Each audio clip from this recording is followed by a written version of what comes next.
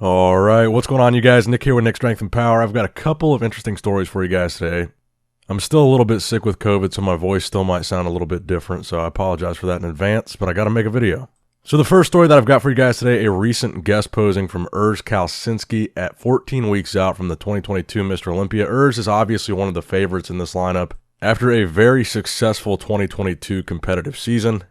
And of course, he took fourth at last year's Olympia, earning himself a lot of hype going into this year's. Did very well at the Arnold, won a couple shows along the way, and this was his most recent guest posing this past weekend. So the big thing that jumped out to me here about and sent me some of these pictures via DM, were the improvements he made specifically to his biceps. I think that's the big thing that a lot of people were looking for from was a little bit more development and filling out his arms a little bit more.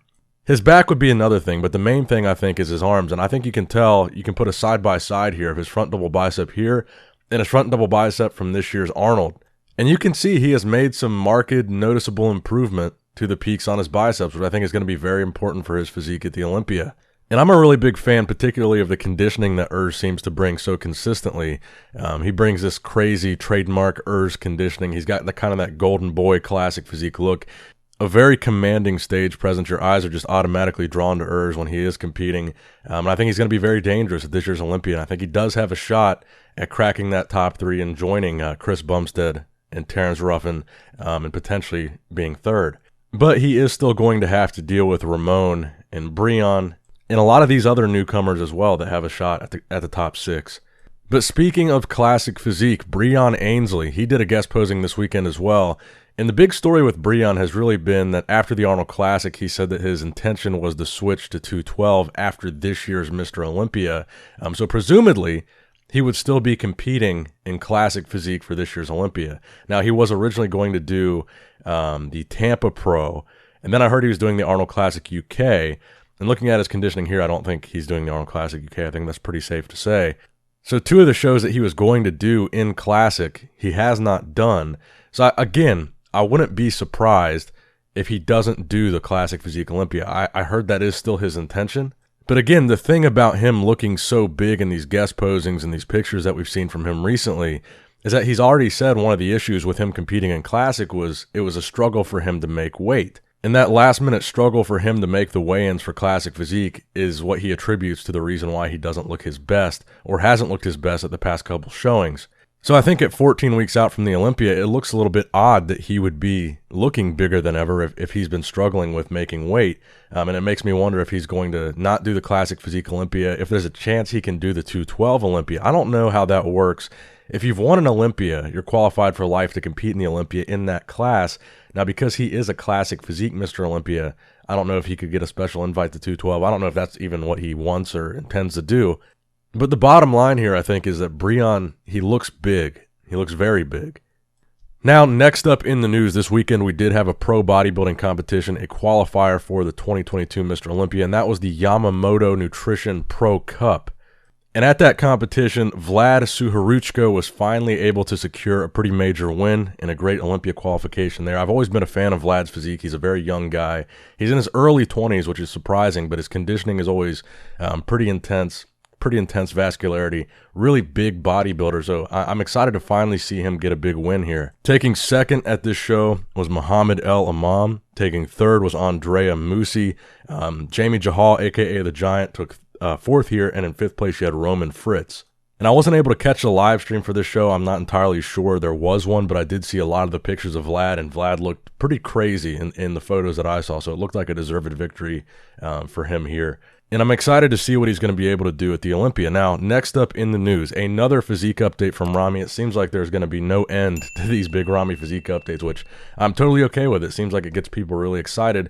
Now, this comes after the previous update, where a lot of people were talking about how unnaturally or maybe disproportionately round Ramy's shoulders were looking in that last physique update.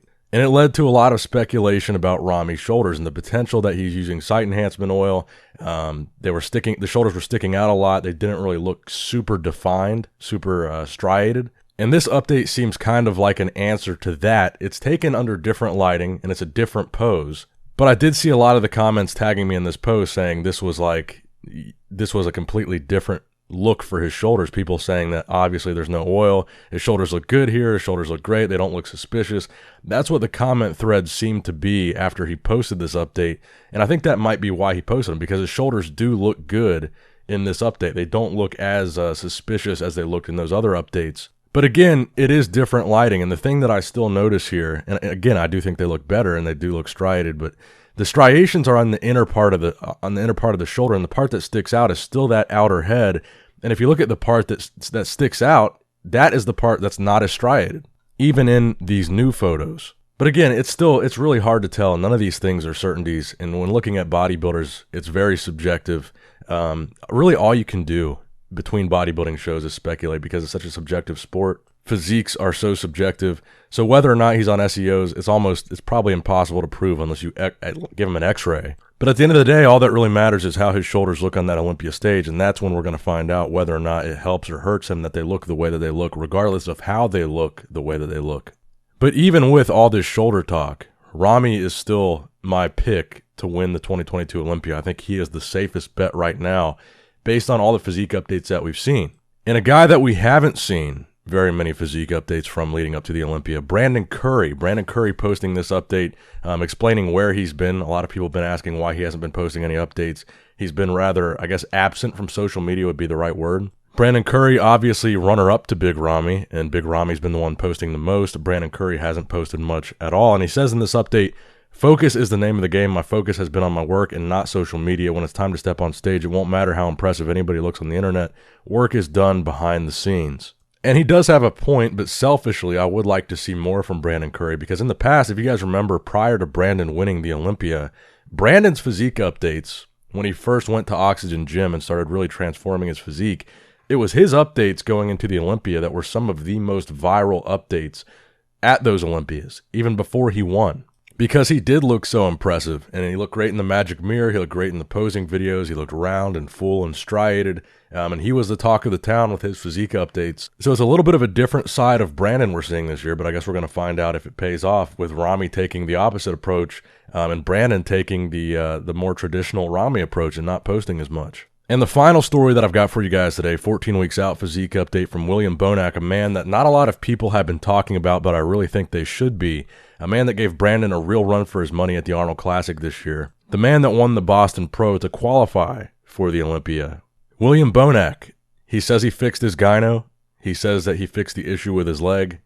And I think, in all honesty, Bonac is one of the most dangerous guys in this year's Olympia lineup that not a lot of people are talking about, because a lot of people thought he was done going into the Arnold Classic. But he showed people that he was back. He was round, he was full, he was conditioned. He looked like the William Bonac that we were used to seeing really in his prime. And with those issues fixed going into the Olympia this year, I think he could be a contender for the top 3. He's definitely going to be a top 6 guy in my opinion. But he looks really good here, and I think he's going to be really, really hard to beat at the Olympia. And I think more people should be talking about him as a threat to even Ramy's title.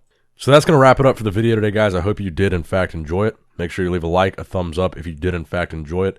Subscribe to the channel if you have not subscribed yet already for more bodybuilding news and updates. And as always, I love you guys. I appreciate you guys. Nick Strength and Power, signing out.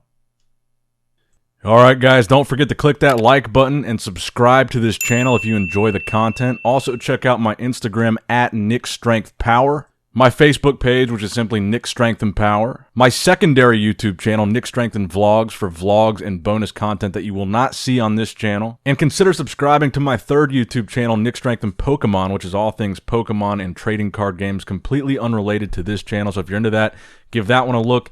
And all links to merchandise and social media will be in the description box below. If you guys want a Nick Strength and Power t-shirt, that will be in the Shopify link below. Have a great day.